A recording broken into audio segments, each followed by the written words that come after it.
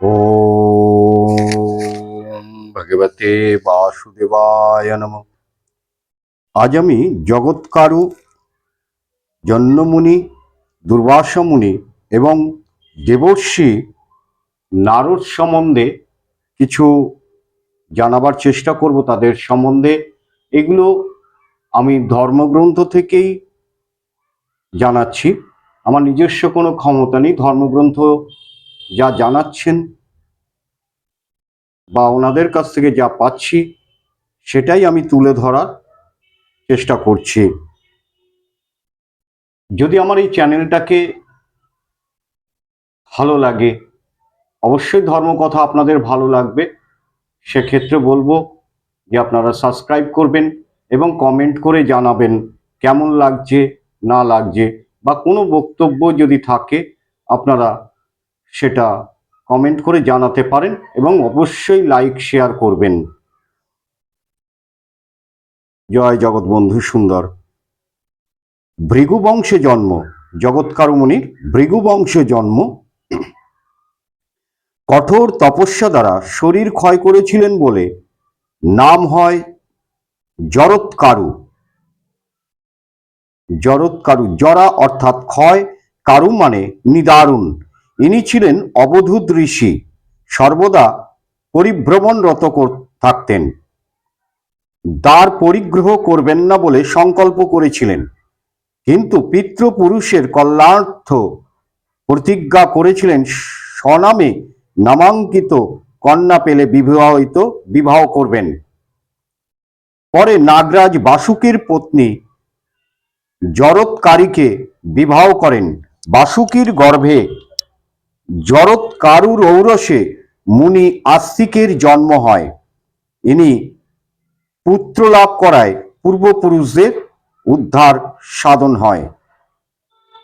জন্মমুনি, পিতা সুহোত্র, মাতা কেশিনী, যুবানেশ্বর কন্যা কাবেরীকে বিবাহ করেন। এদের পুত্রের নাম সুনহ। গঙ্গা জন্মমুনিকে পতিরূপে লাভ করার বাসনা জানিয়ে প্রত্যাখ্যাত হয়েছিলেন। রুষ্ট গঙ্গা তপস্যারত জন্নুর আশ্রম প্লাবিত করলে ইনি কোপবশে গঙ্গাকে গণ্ডূষবদ্ধ করে পান করে ফেলেন। পরে গঙ্গা মুনির জানুভেদ করে নির্গত হন। এই কারণে গঙ্গাকে জন্নুর অঙ্গজা অর্থাৎ কন্যা রূপে গণ্য করা হয়। গঙ্গা জাহ্নবী নামেও প্রাপ্ত হন। ইনি যুবানেশ্বর কন্যা কাবেরীর পাণিগ্রহণ করেন। সুনহ এদের পুত্রের নাম।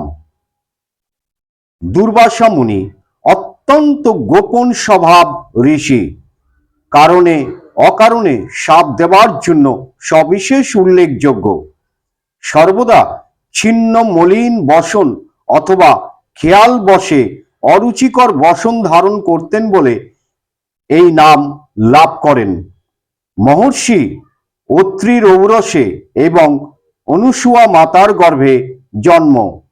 দুর্বাসার অভিশাপে কর্ণমুনির পালিতা কন্যা শকুন্তলা মহারাজ দুষ্মন্ত কর্তৃক প্রত্যাখ্যাতা হয়েছিলেন।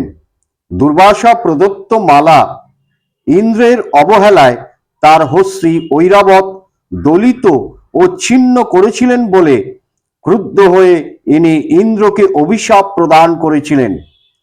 দুর্বাসার অভিশাপের ফলে সুরপরি লক্ষ্মীহীন হয়েছিল। লক্ষ্মীকে লাভ করার জন্য দেবতা ও দানবদের দ্বারা সমুদ্র মন্থনের আয়োজন হয়েছিল। দুর্বাসার আদেশে ভগবান কৃষ্ণ দুর্বাসার শরীরের সর্বত্র পায়েস লেপন করেছিলেন, কেবল পায়ের তলার অংশ বাদ ছিল। ক্রুদ্ধ দুর্বাসার অভিশাপে শ্রীকৃষ্ণের পায়ের তলা ছাড়া সর্বদেহ সুরক্ষিত ছিল। জরা নামে খ্যাত ব্যাধ ভ্রমবশত শ্রীকৃষ্ণের অরক্ষিত পায়ের তলায় বাণবিদ্ধ করলে শ্রীকৃষ্ণের মৃত্যু ঘটেছিল।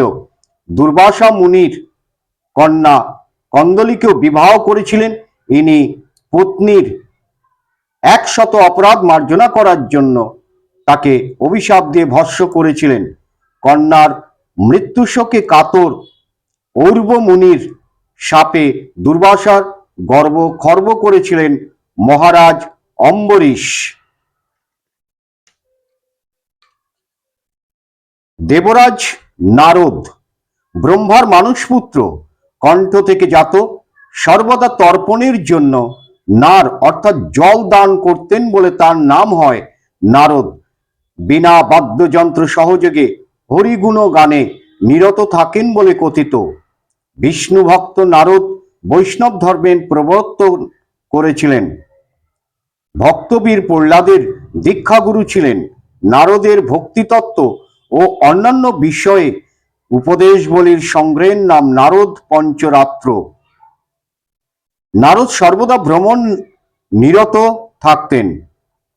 বসবাসের কোনো নির্দিষ্ট আশ্রম ছিল না বলে প্রজাপতি দক্ষের পুত্রগণ নারদের মোক্ষ ধর্মের উপদেশ প্রভাবে প্রজা সৃষ্টি না করে নিবৃত্তি মার্গ অবলম্বন করলে দক্ষ নারদকে আশ্রয়হীন থাকবার অভিশাপ দিয়েছিলেন।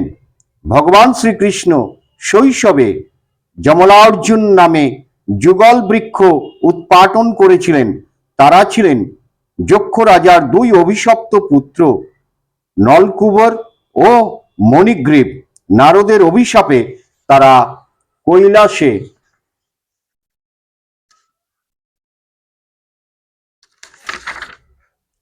থেকে ব্রজধামে যমল ও অর্জুন নামে দুই অর্জুন বৃক্ষে রূপান্তরিত হয়েছিলেন। ভারতের দুই শ্রেষ্ঠ পুরাণ গ্রন্থ রচনার মূলে ছিলেন দেবর্ষি নারদ। তার উপদেশে ও প্রেরণায় রত্নাকর বাল্মীকি রামায়ণ রচনা করেছিলেন এবং শ্রী ভগবত গীতা রচনা করেছিলেন মহর্ষি বা শ্রীমগবত রচনা করেছিলেন দেবর্ষি ব্যাসদেব। জয় জগৎ বন্ধু সুন্দর, জয় গুরুদেব।